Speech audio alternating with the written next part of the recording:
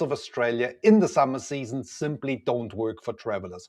Roads are underwater, heat in the desert above 45 degrees can kill you. Therefore, the winter season is often the best time to travel Australia. In this video, you'll get a perfect 14 days Australia winter itinerary, 4 regions with a desert moment at the end of the trip. Let's get started. So first up, here's a quick overview of the route we'll cover in detail in this video. You'll arrive in Sydney for 3 nights, Opera House, Bondi Beach and the Blue Mountains. Then a domestic flight to Cairns and a 1-hour plus drive north to Port Douglas for 4 nights, the Great Barrier Reef, the Daintree Forest, wildlife and the Tablelands. Domestic flight across to Darwin for 3 nights, Kakadu National Park, rock art and waterholes, plus the Litchfield National Park with waterfalls. And then the final flight south to Uluru for 3 nights, sunrise at the rock, Kakadu and the Field of Light moment at the end of the trip. 14 days, 30 nights, 4 internal flights, 1 trip that uses winter season to do what the summer season can't. Right, let's get into the details, and the first question is why winter actually works for this route. So here's the thing most travel guides won't tell you about Australia. It's not one country, it's 4 climates, and they don't all peak at the same time. When it's summer in the Northern Hemisphere, it's winter season in Australia. So this is between May and October.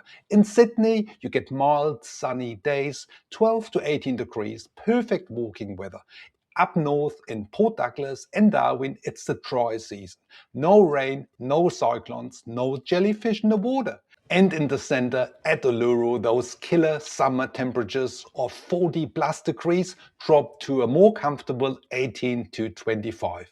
So here's the kicker: Northern Australia is essentially unvisitable in the summer season, which is between November and April.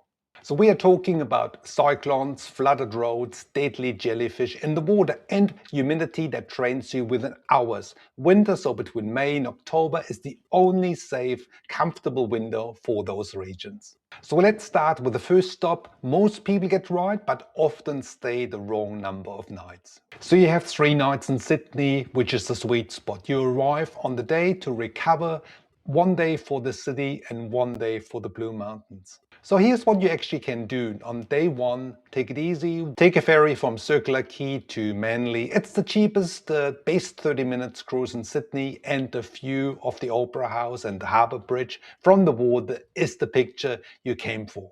Day 2, do the Opera House breakfast tour in the morning and join a half-day Sydney tour, which could include Bondi Beach.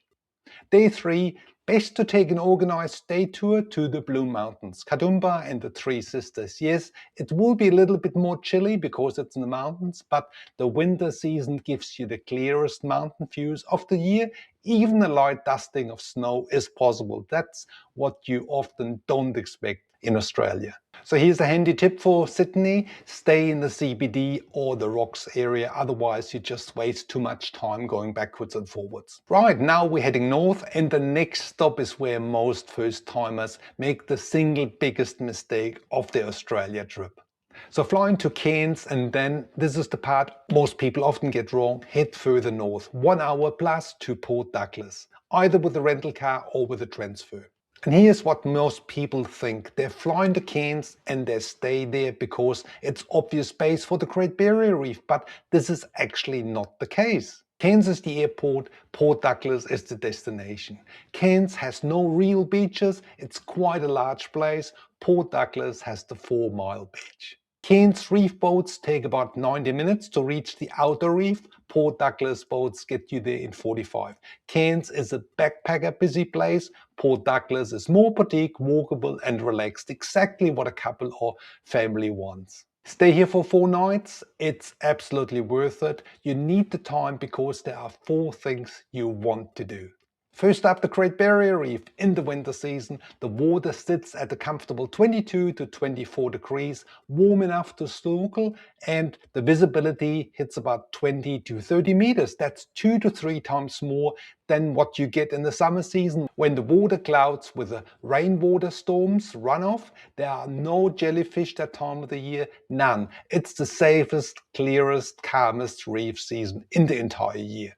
Next is the Daintree rainforest. It's a 180 million years old ecosystem, the oldest tropical rainforest on Earth. It's about half an hour drive from Port Douglas, 90 minutes from Cairns, another win for Port Douglas.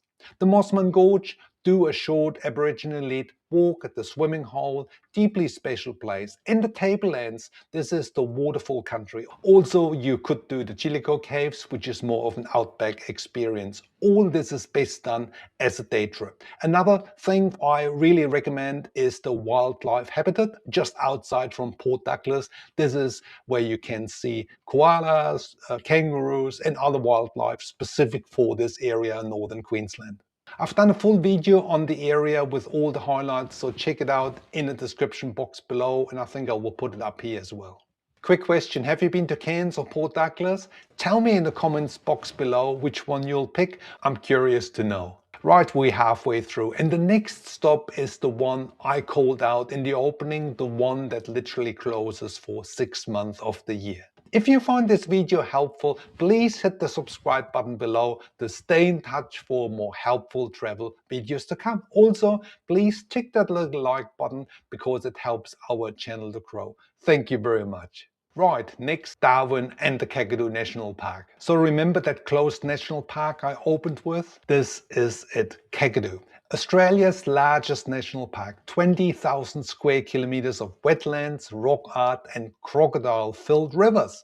And from November through to April, most of them are basically inaccessible. Roads are underwater, tours are cancelled, conditions are dangerous. But from May to October, the winter season, the dry season, the Kakadu opens up. Every road, every tour, every waterfall, every viewpoint. This is the only time of the year you get the full experience. So you stay 3 nights in Darwin. On day 1, you recover and explore the city. The sunset market runs Thursdays and Sundays, but only in the dry season. Perfect timing, food trucks, live music, Aboriginal art. So day 2, the big one, Kakadu National Park.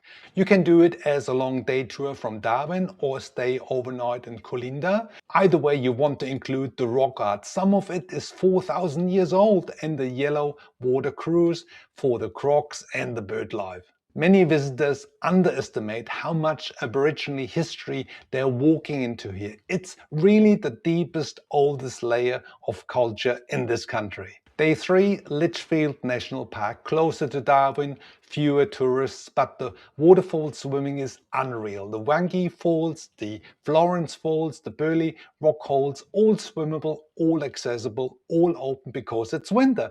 Best for you to go on an organized tour from Darwin. See links in the description box below with my recommendations. Now, next we're heading to the Red Centre into the desert, where the most memorable night of the entire trip is waiting. You stay 3 nights here. Summer at Uluru hits 40 to 45 degrees Celsius. People die out here from heat exhaustion every year. There's a reason the base walk closes for safety in the middle of the day. In the winter season, 18 to 25 degrees during the day, 0 to 5 degrees at night. Cold mornings, warm middays, crisp, clear skies. It's the only time of the year you can actually walk the place. So here's what you actually do. The sunrise at Darwin Uluru, there are fewer crowds than the other bus pull-offs. The base walk, 10.6 kilometer, completely flat, 3 to 4 hours. In the winter, you can do the whole thing. Kakadu is 30 kilometers west of Uluru, often skipped. Don't do that. The Valley of Winds walk in my opinion, equally as good as Uluru itself. Fewer people, bigger sky. And then here's the kicker. The reason you came in the winter and didn't realize it yet. The Field of Lights, the Bruce Monroe's art installation, 50,000 glass bulbs across the desert floor glowing under the southern sky. This has been extended to April 2027, so if you go now, you can still see it. Then combine it with the Sound of Silence dinner, a 3-course under the stars, a sky expert talking you through the southern hemisphere sky, and air so cold you can see your breath in it. This is the moment the overall trip comes together. The reef in the winter, dry season Kakadu, walkable Uluru, freezing clear desert nights. None of this works in the summer. All of it works now. That's why you came in the winter season. So if you want to extend your time here, add the Kings Canyon, which is about 3 hours drive away. Check out my dedicated video on Uluru and Ayers Rock in the description box below for more details. Also, I've put together a day-by-day full version of this itinerary into a free PDF. You can download it in the description box below to get you started with planning your trip. So that's it. 14 days Australia in the winter season is the best version of Australia. Check out another video on traveling in the Australia winter season up here or in the description box below. Thank you very much for watching. See you in the next video.